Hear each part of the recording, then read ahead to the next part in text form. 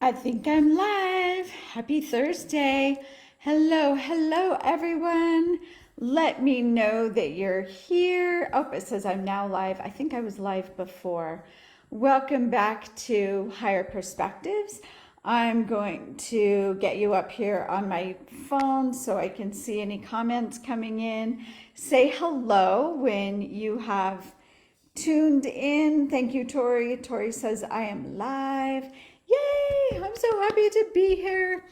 This is our edition of Higher Perspectives with Michelle Lee, where we talk about the difficult the difficult aspects of living inside the matrix, the difficult aspects of being in human form and being spiritual beings in human form, and what it can all mean, and how to have a higher perspective so that you're not anchored into the matrix with those dense energies.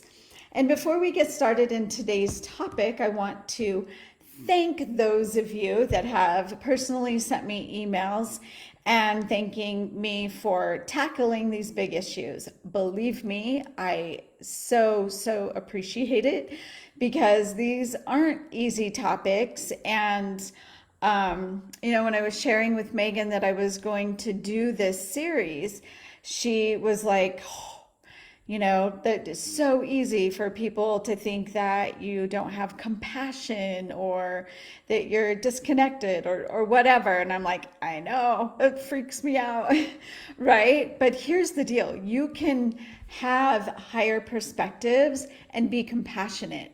In fact, you can be more compassionate and more supportive when you have the higher perspectives, because you're holding the space of truth with a capital T, even in the drama of the pain and suffering of the matrix.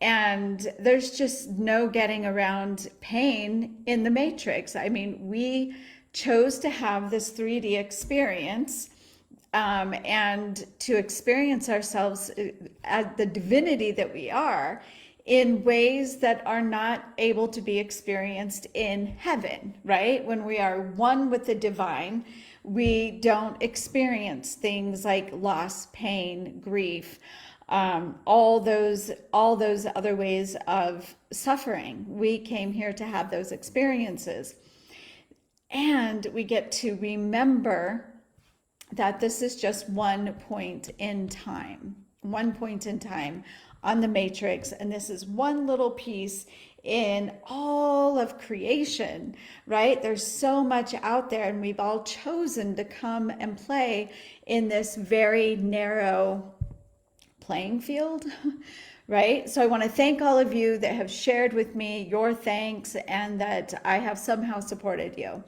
And today's topic is we're gonna talk about suicide, because someone asked me to address the higher perspectives of suicide and what the purpose is for people committing suicide. So thank you for that suggestion, and I'm open to suggestions. You can post them in the comments below, and Tori will make sure that I get them. And or you can email any suggestions as well, and Tori makes sure I get those as well. So thank you very much. So let's tuning into the experience of suicide. Now, it's incredibly tragic, incredibly painful. Suicide touched our family a couple of years ago, and it's shocking. It just puts your humanness aback, like, oh, like, how could this happen, right? Like, what did we miss? All those questions that come up. So understand, I'm not coming at this. I haven't had suicide close to me, but in our family for sure. And I understand, and having a higher perspective, like I said, does not take away the heartache and the pain that suicide brings. So the question was, what is their purpose? So, individuals that commit suicide. Well, there's no one blanket purpose for anything. Everyone's purpose, I mean, it's as infinite as there are souls that could incarnate. Everyone makes their decisions or has a soul contract or has karma, but they are fulfilling this experience. So if we go back to, I think the first, I have a tickle on my nose. Going back to my first higher perspectives that we talked about, let's look at the program of death, right? The program of death is very much a matrix program. And I'm talking about matrix that is, I think of the indigenous in people, the natives, that are not run by a patriarchal religion. They would go and lie down and choose to leave their bodies, right? When they felt their incarnation was complete, they were ready to be complete with their incarnation, they simply left the body. So that's before like the matrix was really integrated, right? So, which is it's mainstream religion that has encoded this program of death, fear of death. You don't want to die.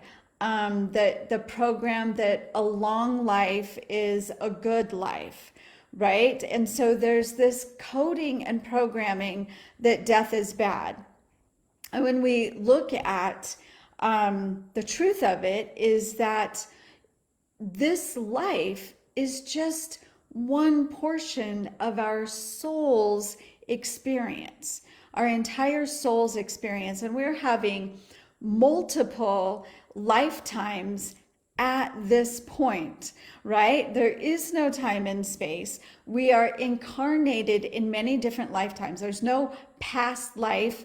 There's no future life. It's all right now. And when we shed our body, we just shed our body, right? Our soul does not die. So a lot of the trauma around suicide is based on that conditioning and programming that we have been taught, right? So if we know that death is just a continuation, it's a rebirth into the non-physical form. And when we came into physical form, it probably appeared to be like a death on that side, right? So that aspect of us now is in this aspect of us, in this body. So there's a myriad reasons of why someone may choose to end their life when they do.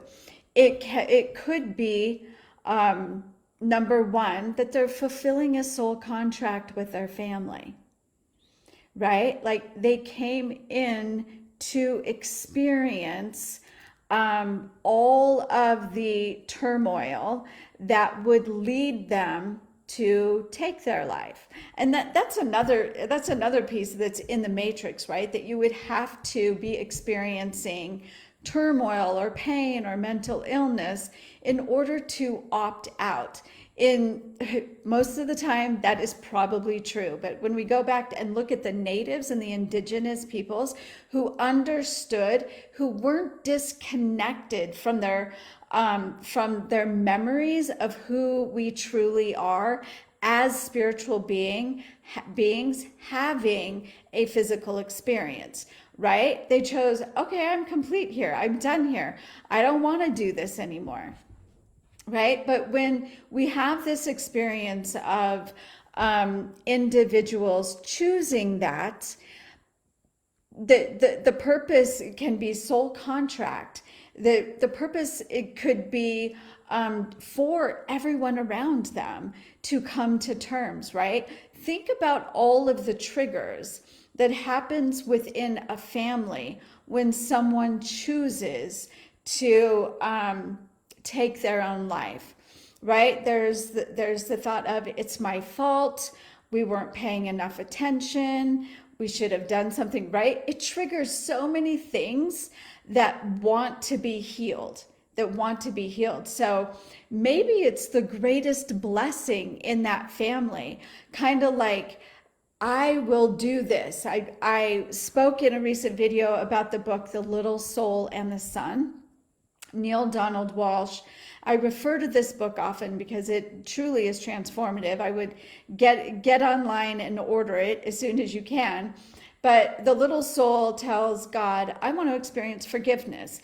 God said, well, that's great, little soul, but there's nothing to forgive. We are all one. We are all light. We are all love. There's absolutely nothing to forgive. And, that conversation goes on for a while. And then finally, little soul's best friend comes along and says, okay, little soul, I will do something so that you can experience the act of forgiveness. I did a whole nother video on what is even more powerful than forgiveness, right? So you can check out our YouTube channel for that. But this is, I see those that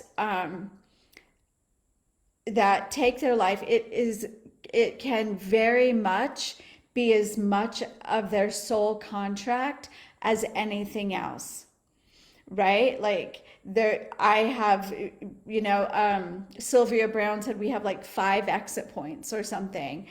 Can suicide be one of those? I believe so. I believe so. So when you lose someone in this way, the higher perspective is to really understand that it should not have been different. And I talk about this so much, that your greatest sovereignty comes from realizing that none of your experiences from childhood, adulthood should have been different. And that's no different than someone taking their life. It's this idea that, oh, somebody shouldn't take their life.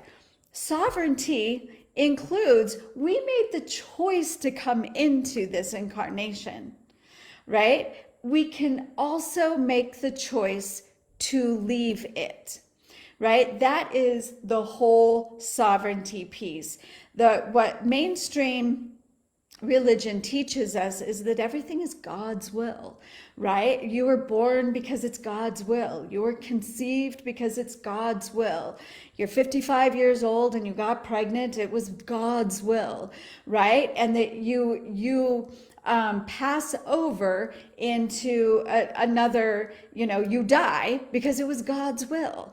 And this is a whole powerlessness piece. It's part of the veil that is dropped down in front of our eyes, that we are powerless. Granted, most people who take their own lives right now are in a state of depression.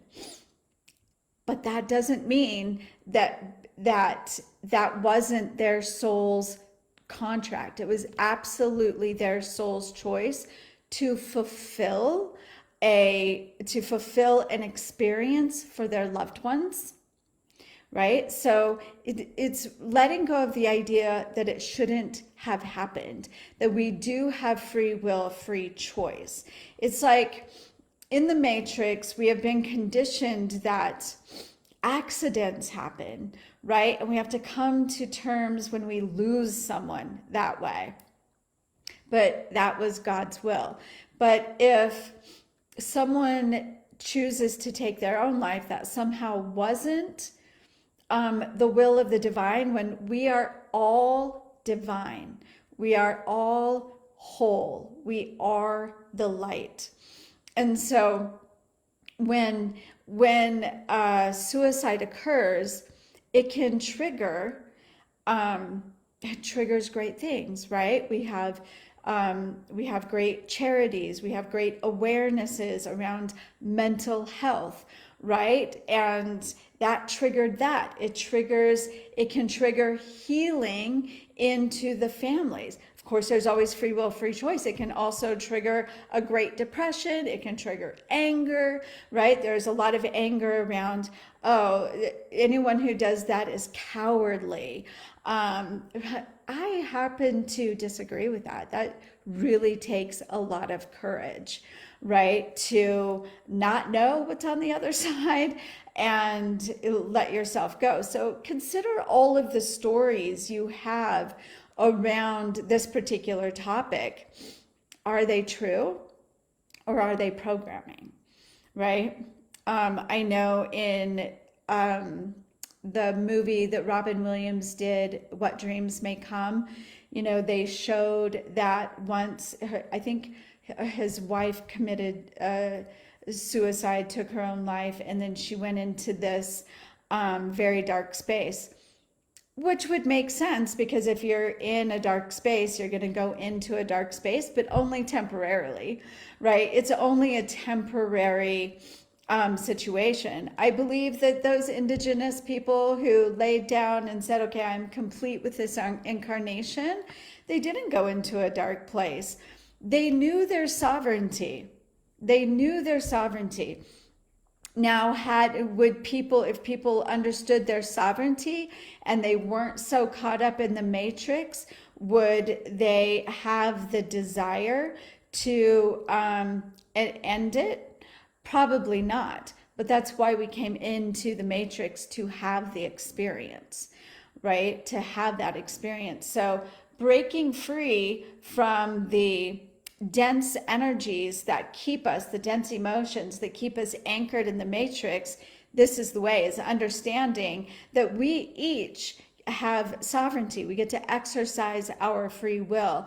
And if someone chooses to do that on their own accord, is it devastating to the family? Yes.